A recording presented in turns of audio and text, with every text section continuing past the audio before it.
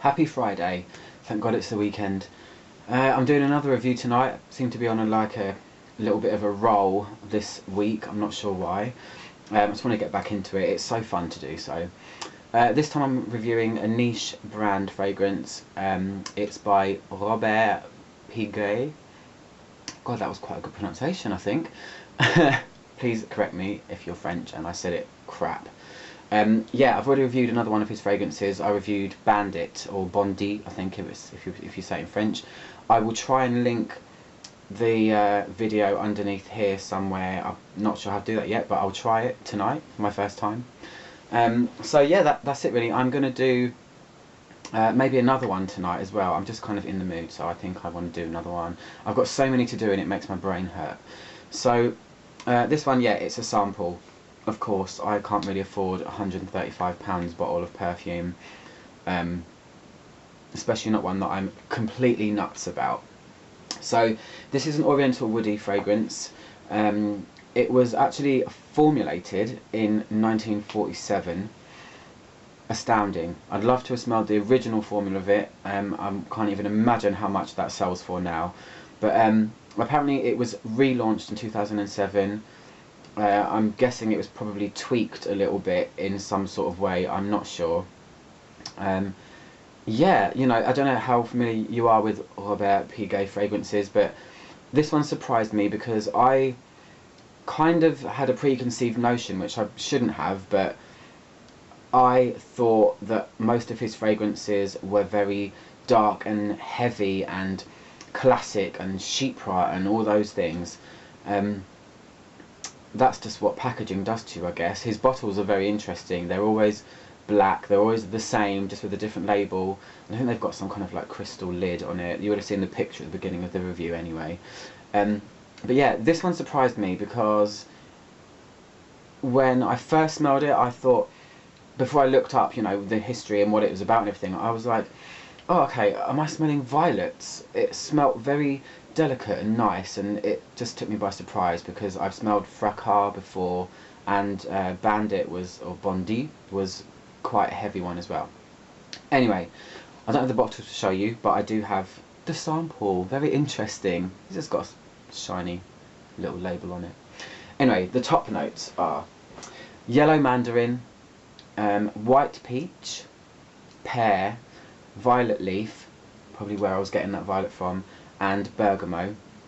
I was actually just looking up about yellow mandarin because I actually own mandarin essential oil and yellow mandarin, and I still haven't really discovered yellow mandarin a lot, but I just quickly did a quick sniff between them of what mandarin smells like and yellow mandarin, and the immediate difference is where mandarin is very kind of juicy and sweet and smooth, yellow mandarin is a lot more effervescent and fresh. It's almost like an unripened mandarin, so that's the kind of citrus you've got in it. Bergamot is almost kind of lemony orange, and it's very effervescent as well. So the top notes, yeah, I mean, did I say pear? Sorry, there's pear in it as well. I might have missed that one out.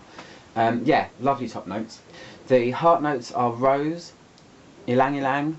I've always called it ylang-ylang, but I've recently discovered I've been saying it wrong the whole time. It's ylang-ylang.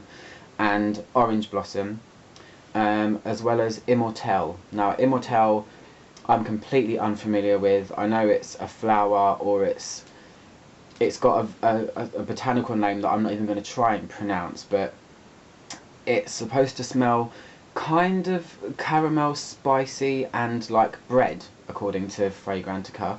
So it's kind of like a, I don't know, I can't even imagine a floral that would smell like that. I'd like to smell it on its own.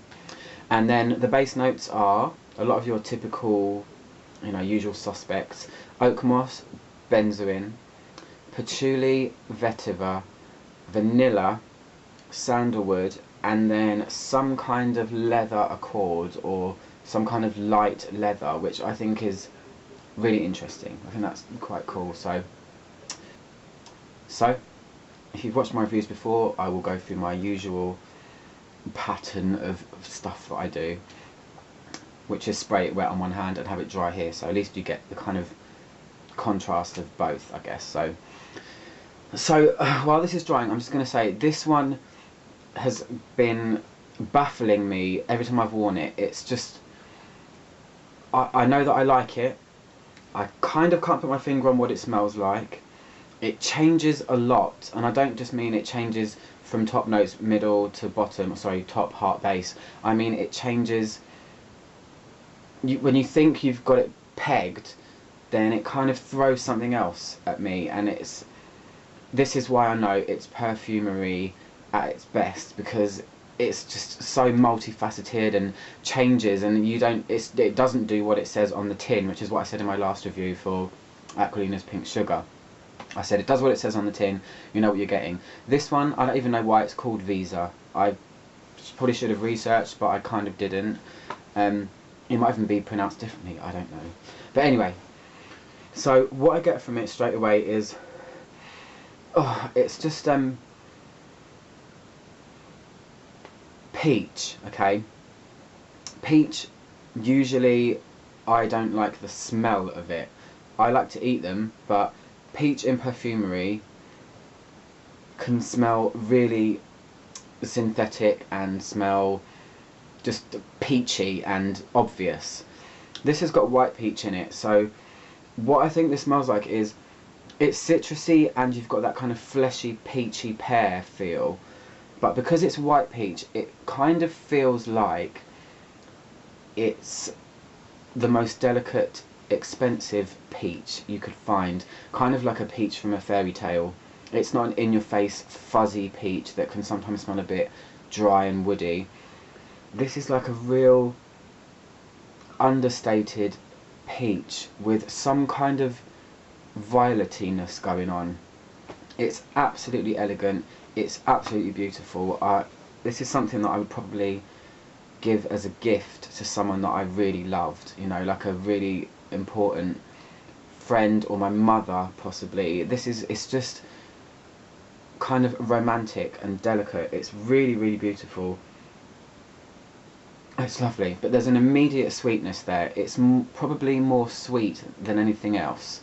It has got benzoin and vanilla in it, so they kind of work hand in hand there. Everyone knows what vanilla smells like.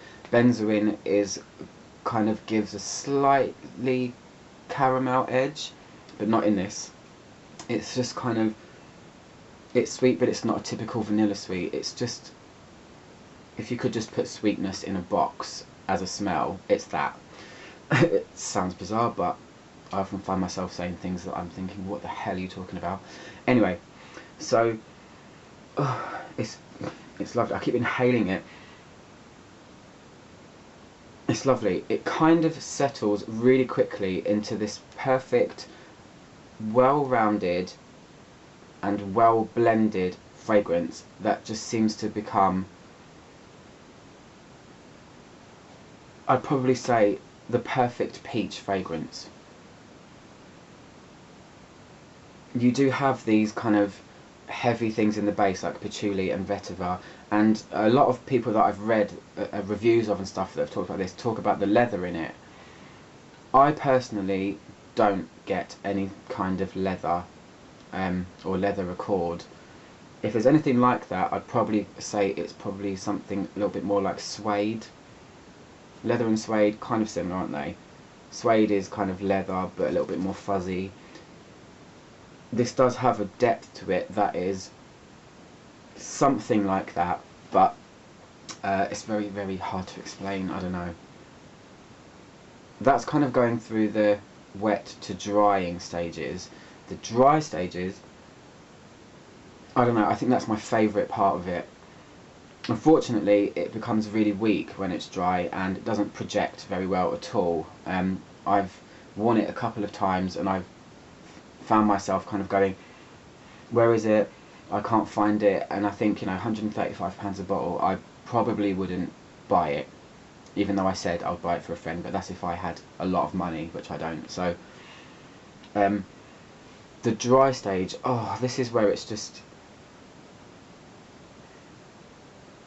I don't know, it kind of throws different things at you. It's like wisps of really delicate petals and flowers, sweetness, a little bit of fruit, kind of a lot more vanilla in that stage, but it still never gets you know, cupcakey, generic vanilla. This is, you know, classy. This is kind of a lot of elegance, and you know, it's Robert Piguet. He is a perfumer. He doesn't just mass produce stuff. This is perfumery we're talking now. So yeah, so different from there to there. This is richer. This has the fleshy fruit of the peach and stuff like that, and the pear, and it's a lot more full-bodied. Here it just becomes so much more delicate and petally and floral and just lovely. That's all I can say about it. It's very hard to describe. So many fragrances are, but yeah, I definitely would like to have a really good spritz of this to really get it on my skin, but I only have this tiny little sample, so I'm going to put on the last little bit now. Goodbye, Visa. It was fun knowing you. Unfortunately, I won't be buying you. I think I'm going to do another review tonight, so if you're watching this now, which is Friday the 10th of January, there'll be another one uploaded in about half an hour, I guess. Okay, I'll see you guys soon. Bye bye.